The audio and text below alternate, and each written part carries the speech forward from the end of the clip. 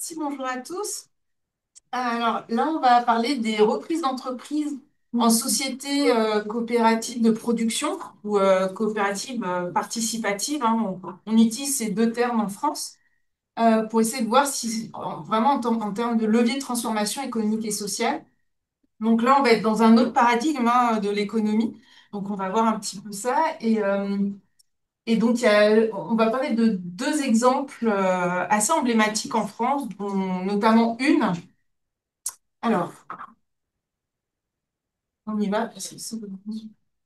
Ah, ça marchait avant. Ah oui. Alors, pour introduire un petit peu le sujet, je vous ai mis quelques verbatim d'une des reprises d'entreprise qui a été transformée en coopérative, parce qu'en fait, l'an dernier, ils ont fêté leurs 10 ans. Quand même un taux de réussite assez fort sur 10 ans. Donc, on a trois salariés coopérateurs, comme on dit, hein. Alors, la première, c'est Lim. En fait, à l'époque, elle travaillait comme ouvrière donc, dans cette usine et elle nous dit que pour elle, effectivement, elle se rappelle de souvenirs il y a 10 ans et très peu de personnes croyaient en fait en ce projet-là. Donc, je vais vous expliquer un petit peu l'histoire de ce projet.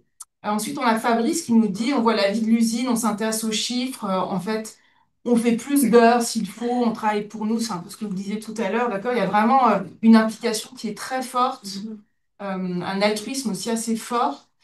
Et depuis 10 ans aussi, il y a des personnes de l'extérieur, des bénévoles qui ont donné vraiment un coup de main assez fort. Et notamment, il y avait une ancienne directrice des ressources humaines de l'entreprise Haribo, donc une des directrices en France, qui était venue en tant que retraitée et bénévole aider en fait quand ils ont repris cette coopérative, cette usine et quand ils ont commencé à créer cette coopérative. Donc il y avait vraiment beaucoup d'aide à la création il y a 10 ans.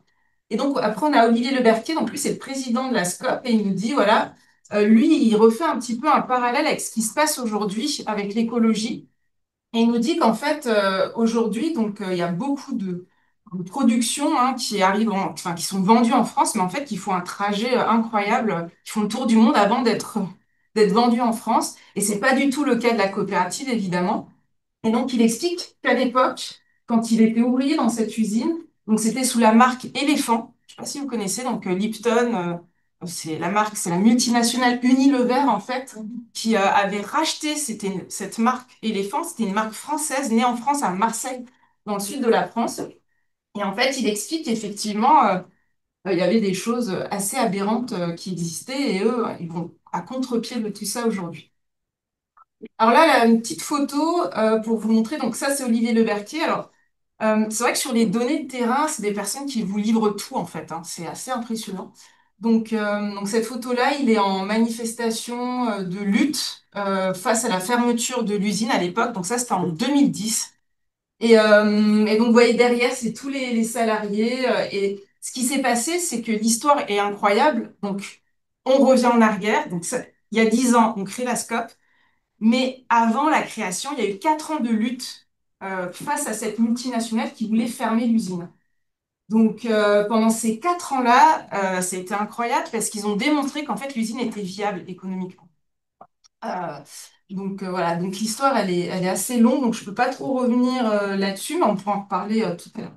Et en termes de transformation sociale, à la suite de cette lutte, en 2014, donc quand ils ont terminé quand ils ont pu créer la coopérative, il y a une loi en France qui a été créée autour de l'économie sociale et solidaire. Donc c'est là où on a institutionnalisé en 2014 l'économie sociale et solidaire en France avec pas mal de choses autour de la loi et des conditions en fait de mise en œuvre, sachant qu'il faut vraiment avoir une utilité sociale et environnementale, une utilité assez importante pour faire partie de ce mouvement de l'économie sociale et solidaire.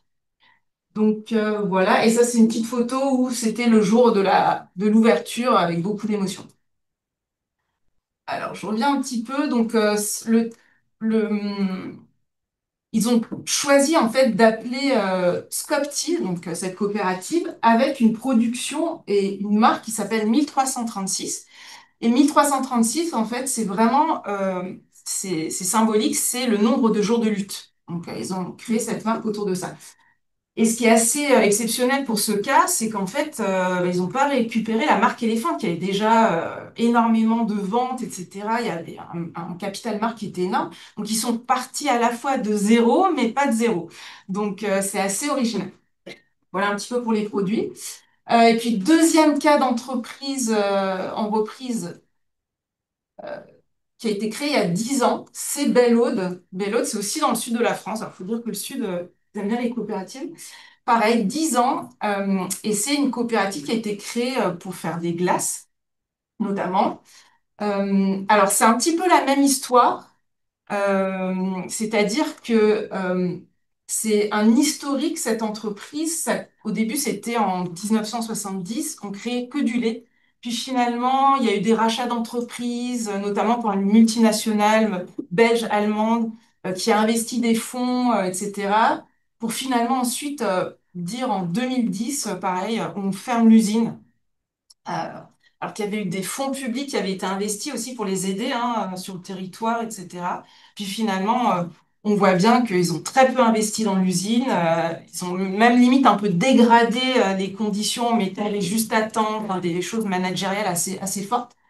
Et finalement, l'usine ferme et en fait, Belle Aude s'est inspiré. Alors, je crois que je me suis un peu trompée sur les dates, mais Belle Aude s'est vraiment inspiré de Scopti qu'on a vu tout à l'heure. Ils le disent dans les témoignages, etc. C'est un peu grâce à eux, en fait, qu'ils ont réussi à lutter, etc. Ils ont lutté beaucoup moins longtemps. Et ils ont, pareil, ouvert en même temps que les Scopti, donc il y a 10 ans. Donc voilà, et ils se sont entraînés sur pas mal de choses. Donc l'usine, elle s'appelait Pilpa avant. Donc voilà, quelques images avant-après. Je regarde le temps, ça va. Un peu les produits, je vous montre un peu les produits. Donc pareil, là on a vraiment des logiques de relocalisation, de travail avec les producteurs locaux, de pas mettre d'additifs. C'était le cas aussi Scopti, pareil, pas d'additifs, des arômes naturels. Enfin, on revient vraiment sur des choses où ils sont fiers en fait de ce qu'ils font et ils cherchent vraiment à être dans la précision de chaque chose au niveau des produits. Voilà un petit peu. Juste pour remettre un peu le contexte global des reprises en scope. Alors en France, le taux de pérennité de l'ensemble des coopératives, il est quand même assez stable. Et voilà. Et concernant Scopti, en fait, aujourd'hui, c'est la première fois, donc en 2014, donc fêter leurs 10 ans. C'est la première fois où ils sont vraiment allés sur un chiffre d'affaires assez, assez bien. Et puis ils nous disent qu'en fait, ça y est, au bout de 10 ans, ils arrivent vraiment à s'en sortir. Et c'est vrai qu'au début, ben, voilà, au niveau des salaires, c'était limité. Et puis ils n'ont pas réussi quand ils ont créé la SCOP. Leur objectif aussi, c'était de réintégrer tous ceux qui n'avaient pas voulu participer au projet pour des raisons économiques, hein, avec leur famille, etc. Mais l'idée, c'était de réintégrer tout le monde dans la SCOP et ils ont réussi en fait au fur et à mesure. Voilà un petit peu. Hop, d'autres chiffres un peu plus généraux. Donc, il faut bien se rendre compte que les reprises d'entreprise, c'est vraiment un pourcentage assez faible en fait dans l'ensemble des scopes. Donc voilà, je vous ai mis. La plupart en fait, les coopératives en France, elles se créent un peu next silo. C'est la majorité des coopératives. Donc chiffre clé des scopes, ouais, c'est quand même pas mal d'emplois en France. Juste quelques petites définitions. Normalement, tout le monde a quelques idées, mais ce qui est intéressant, c'est au niveau démocratique, un associé, une voix. euh, les choses sont réinvesties dans l'usine. Voilà, il y a des principes assez fondateurs au niveau des scopes. Il y a même au niveau international, hein, il y a 7 principes des coopératives. Enfin, c'est vraiment voilà, des choses qui sont assez généralisées. Alors, petit détail encore, au niveau des recherches en France et à l'étranger sur les reprises d'entreprises en scope, alors c'est très peu, mais il y a pas mal de choses sur les coopératives de manière plus large, et notamment la revue de la littérature actuelle, c'est beaucoup sur la dimension spatiale, ce qui se passe un petit peu en local, l'ancrage, etc. L'idée là de cette présentation, c'est un peu d'aller sur ce paradoxe un peu mobilité-ancrage et de se poser la question, en fait, sur cette transformation économique et sociale, si elle est déjà durable, et de se poser la question sur la réappropriation de cet espace et aussi comment ils redéfinissent un peu leur mobilité, en fait. Donc c'est un peu jouer un peu sur ce paradoxe théorique dans le cas des scopes. Donc rapidement, je reviens sur la littérature. Donc c'est une recherche assez exploratoire. J'ai fait le terrain sur une des scopes, mais là j'ai utilisé beaucoup de données secondaires sur Internet parce qu'il y a énormément de choses. Donc je vous expliquerai un petit peu le design méthodologique et puis ensuite on discutera des résultats. Alors, sur la littérature, euh, pas mal de petites choses. Donc, c'est. Alors, ce qu'il faut savoir, c'est que c'est une démarche assez itérative. C'est-à-dire que moi, j'ai fait un terrain de Scopti, et puis après, je me suis intéressée aux autres reprises en scope. Et en étant vraiment beaucoup dans les données, je me suis dit, bon, qu'est-ce qu'on pourrait utiliser comme cas théorique et voir si ça colle sur une analyse comparative, en fait, de ces deux cas-là que je vous ai présentés tout à l'heure. Donc là, je vous ai mis quelques concepts clés, notamment le capital spatial, qui peut être utilisé, alors qui est beaucoup utilisé en géographie humaine, et qui en fait arrive à montrer qu'on arrive à mobiliser certaines ressources de l'espace. Et on va voir ce qui va se passer avec les deux scopes.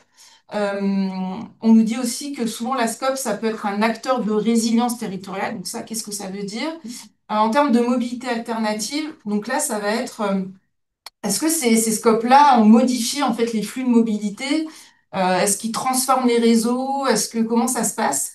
Et puis en termes de mobilité des produits aussi, comment, d'un point de vue écologique, qu'est-ce que ça veut dire? Et puis d'autres formes de mobilité, les mobilités autour de la polyvalence des salariés, comment ils s'entraident en fait dans la scope, comment ça se passe, quel rôle ils ont, etc. En termes d'information aussi, comment ça peut se passer? Sur l'écologie et l'économie circulaire. Donc là, c'est essayer de démontrer un petit peu en termes de pratique, qu'est-ce qu'ils mettent en place, en termes de gestion des ressources. Alors vous allez voir, je vais vous donner quelques choses du terrain qui étaient assez intéressantes et qui sont pas très visibles en fait. Et enfin, donc sur la gouvernance citoyenne, donc ça c'est un terme qui a été largement débattu dans la littérature des coopératives. On dit souvent que voilà, c'est vraiment l'agora de la démocratie, tout le monde décide, tout est transparent, etc. Donc on verra aussi comment ça se passe, il n'y a pas des tensions et sous quelle forme. Dizaine de la recherche. Alors donc j'ai utilisé donc les deux scopes dans le secteur de l'agroalimentaire. L'intérêt de ces deux cas, c'est que c'est vraiment des reprises d'entreprises sans marque commerciale à la base. Ils ont dû tout recréer. C'est vraiment, alors une des deux, elle a vraiment été médiatisée, donc il y a une pléthore de données sur Internet. Euh, Collecte de données, donc ethnographie virtuelle, donc là c'est pour la présentation d'aujourd'hui, mais j'ai aussi mené une enquête, donc c'était en 2016, où j'étais 4 jours en observation. J'avais contacté en fait la SCOP, ça faisait que 1 an qu'ils avaient remis la coopérative en route. Donc, création en 2014. 2015, ils lancent la production. Et moi, je suis venue en 2016, donc 1 an après.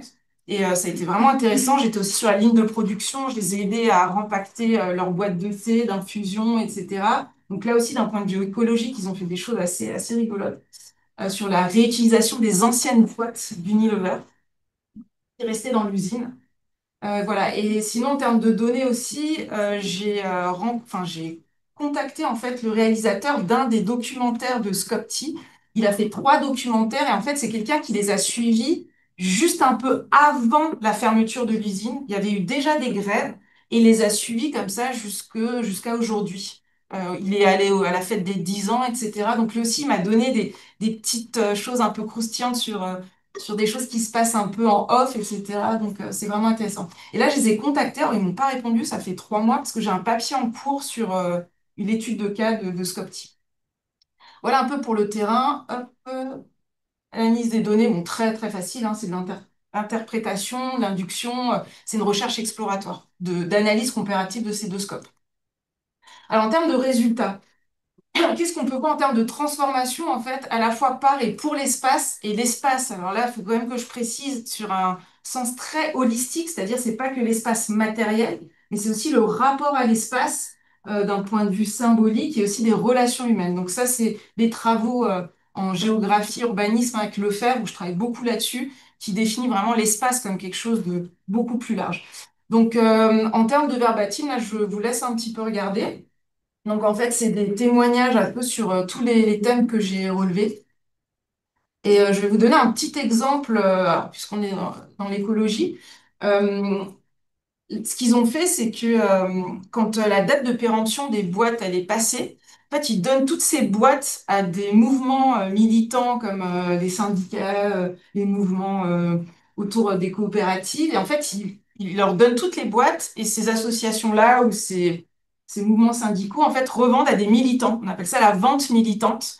Donc, en fait, vous donnez ce que vous voulez et c'est pour écouler les stocks et pas les jeter, etc.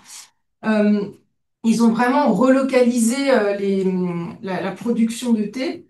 Et notamment, ils ont même remis en place la cueillette du thym.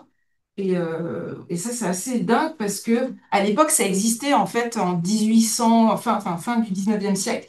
Il y avait cette production en fait locale à Marseille, mais tout avait été abandonné parce que ça rapportait pas assez, que ça coûtait trop cher à la multinationale. Donc ils ont réinvesti la cueillette de certaines cultures. Ils essayent de faire vraiment des circuits courts. Donc ça, c'est vraiment en termes d'écologie. Une autre petite anecdote peut-être sur tout que je vais avancer sur d'autres thèmes, sur la gouvernance citoyenne. Alors ça, évidemment, c'est incroyable, hein. Ils investissent dans tout leur temps et les décisions sont vraiment prises ensemble. Donc là-dessus, il n'y a pas de problème. Et puis, il y a cette notion d'employeur citoyen un petit peu que j'ai mise en avant. C'est-à-dire que dans la littérature, souvent, on parle du salarié citoyen qui s'implique dans le développement durable, mais là, vraiment, c'est l'employeur, en fait, c'est carrément l'organisation qui est vraiment portée là-dessus. Deuxième cas, donc ça, c'est pareil, en analyse comparative, on retrouve en fait les mêmes choses. Et cette usine-là, pareil, c'était vraiment une usine qui avait été dégradée, en fait, en termes de conditions de travail. Et eux, ils ont vraiment tout remis au plan, sur le plan de produire bio, etc. Donc, ils ont intégré des matériaux vraiment pour valoriser la région au niveau local, etc. Donc, ils ont reconverti des choses de l'usine. Ils valorisent ça auprès des producteurs locaux. Donc, voilà un petit peu pour les deux cas. Donc, je vous laisse un petit peu regarder les verbatims. Mais voilà, par exemple, sur là, l'écologie, nos glaces sont fabriquées avec du lait local, sans additifs. On privilégie la qualité, la durabilité. Les ingrédients, vraiment, ça vient des producteurs locaux. Euh, donc voilà un petit peu sur ces aspects-là. Alors, sur la discussion, donc d'un point de vue théorique, il y a pas mal de petites choses, donc ça reste exploratoire, hein. Mais c'est vrai que cette histoire d'ampleur citoyenne territoriale pour une organisation, alors on est sur du vocabulaire aujourd'hui, toutes les organisations sont sur le développement durable, l'écologie, mais concrètement, ça paraît un petit peu du discours dominant parfois. Mais là, en tout cas, il y a vraiment des choses très concrètes sur le territoire, même en termes d'aide, en fait, d'utilité sociale en dehors de l'usine. Euh, voilà un petit peu sur ces apports théoriques. Le capital spatial, c'est plus juste une ressource qu'on va essayer de mobiliser. On va produire en fait de la ressource spatiale en fait pour le territoire. Ça vraiment, euh, pour vous donner un exemple. Ils investissent, donc ils ouvrent l'usine aux écoles, donc les écoles viennent visiter l'usine, ils expliquent cet autre paradigme de l'économie, qu'en fait, voilà, c'est pas la recherche du profit qui est important, mais vraiment la vie des salariés. Donc c'est vraiment une vie d'usine, une vie familiale qui est pas juste un discours, mais qui est vraiment concrète. Et c'est vrai qu'en termes de limites, alors c'est encore des coopératives qui reposent souvent sur une limite en termes d'apport financier. Donc ils ont mis en place des demandes sur Internet pour une aide et ça a bien fonctionné. Les banques restent encore frileuses, hein, même 10 ans après. Donc, c'est encore voilà, quelque chose qui, au niveau de la fragilité économique, ça, c'est encore présent. La limite aussi, c'est l'accompagnement institutionnel. En France, malgré la loi de 2014, avec le nouveau gouvernement actuel, la loi, elle a été un petit peu un petit peu abîmé. Voilà, puis ça reste une recherche exploratoire, donc il faut aller un petit peu plus loin. Et donc, en termes, voilà, c'est des limites qui ouvrent des perspectives, notamment d'approfondir la comparaison de ces deux scopes avec peut-être même d'autres scopes, et pourquoi pas l'international. Et aussi de voir qu'en termes de perspective, ça pourrait vraiment développer des outils d'analyse de performance écologique parce que, en fait, ces usines-là, on en parle, mais concrètement, on ne voit pas trop, en fait, avec des indicateurs concrets que l'écologie, vraiment, c'est vraiment important pour eux. Donc, il y a un premier outil qui a été créé c'est l'empreinte carbone. Mais voilà, ça, à part l'empreinte carbone, il y a pas d'autres indicateurs vraiment de performance qui pourraient montrer cette viabilité et puis les mettre un peu en visibilité en fait par rapport à ce qu'ils font. Et puis légitimer du coup ce courant, ce mouvement des reprises d'entreprises en scope. Voilà. Merci. Merci beaucoup, Céline, pour des questions. Merci beaucoup, Céline, pour la présentation et vraiment écho à ce dont nous allons parler cet après-midi. J'ai plusieurs questions. Enfin, je vous laisse aller vite. Qu'est-ce qui a fait que vous avez été accepté en fait au sein de, notamment au sein de Scopti? Comment s'est fait la négociation? Ouais. Comme d'exercice de négociation. Quel statut vous donniez aux coopérateurs? Si c'est une question qui m'intéresse. Dans le cadre de la recherche, parce que c'était très long, je ne sais plus la période d'implication. Enfin, est-ce que c'était des personnes que vous observiez ou enfin, en Ouais. termes Mhm. et ma dernière question.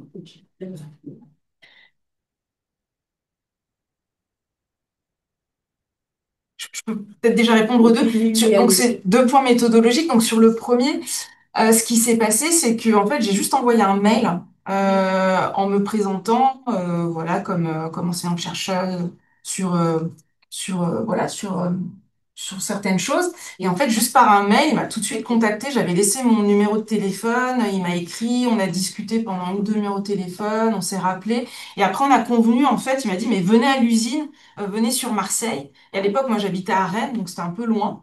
Mais j'y suis allée et pendant 4 jours, ils nous ont ouvert vraiment l'entreprise. Donc, il y a eu des récits de vie. Ils ont accepté qu'on fasse des récits de vie. J'étais avec un autre collègue qui m'a accompagnée.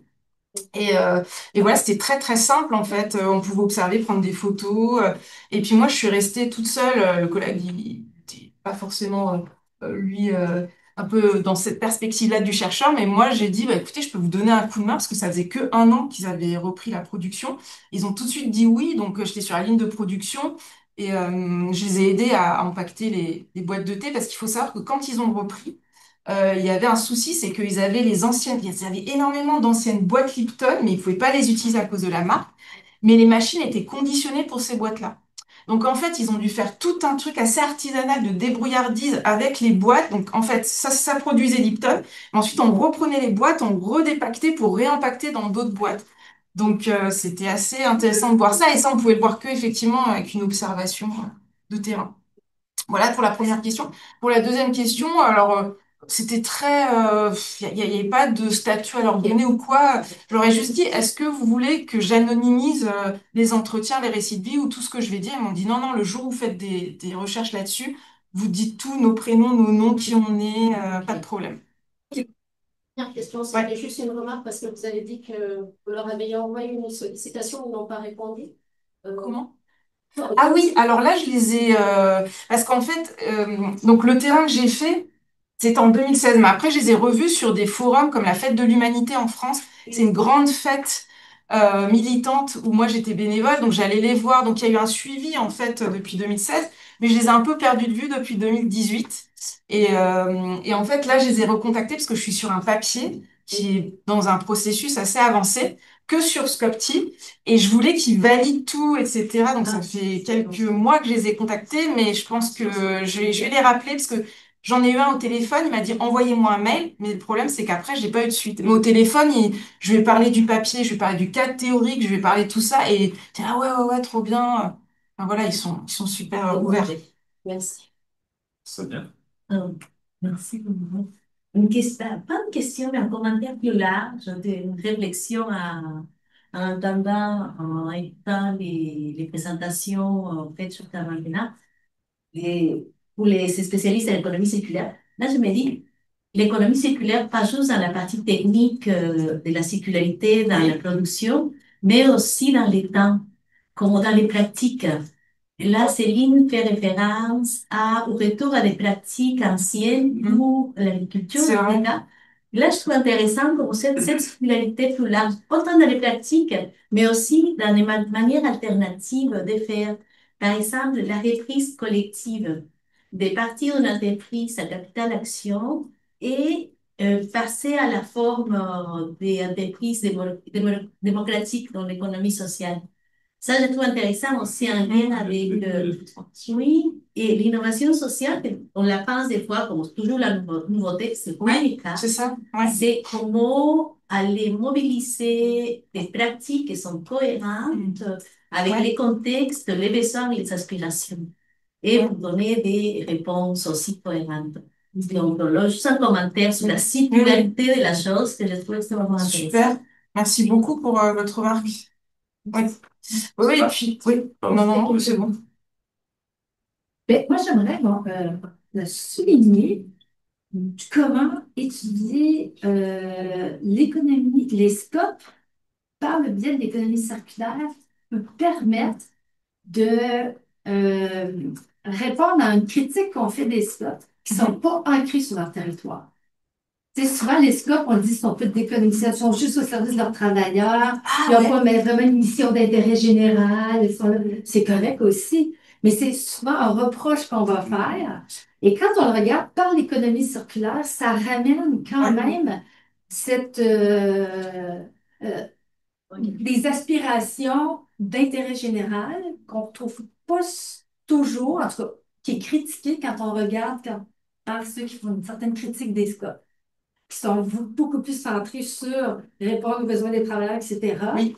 Mais jusqu'à quel point ils visent une mission de transformation sociale au-delà du travail, c'est déjà beaucoup, là, dans notre société. Mais je trouve que le regarder par l'économie circulaire, après, est-ce que c'est spécifique au fait qu'on est en agro? L'agro est par définition assez Il y a peut-être un pied, territorial, situé au niveau spatial, mais je trouve que c'est on pense souvent comment l'économie sociale peut contribuer à l'économie circulaire, mais là, ici, je trouve que ça permet de rappeler que les scopes peuvent avoir ce rôle beaucoup plus large que, comme je dis, je ne vais pas minimiser l'impact sur la démocratie au travail, mais c'est un peu un reproche qu'on leur fait souvent. Non, mais merci beaucoup pour cette remarque, effectivement. Et c'est vrai que moi, ça faisait longtemps que je voulais écrire quelque chose sur économie sociale, écologique avec les scopes. Et là, ce congrès, En fait, c'est l'innovation sociale. On ne les voit pas nécessairement comme des organisations qui vont porter de l'innovation sociale au niveau de démocratie au travail, mais pas plus que ça. On a le temps pour une dernière question. Ou avant-dernière question, il nous reste 3 minutes. Oui, juste pour l'histoire de la loi, là, c'est passé un peu sous silence en France, hein. Il y en a très peu qui savent que c'est suite à ce mouvement social de ces travailleurs que la loi de 2014, la loi Hamon, loi Hamon, c'était à l'époque l'ancien ministre, a été créée. C'est passé un petit peu. Donc c'est vraiment là une forte transformation sociale pour le coup, avec un impact juridique. Ouais. En fait, on comprend l'avantage spatial pour les personnes qui travaillent dans l'entreprise, le sens, etc. Mais moi, j'aurais tendance à faire un lien avec le droit du travail.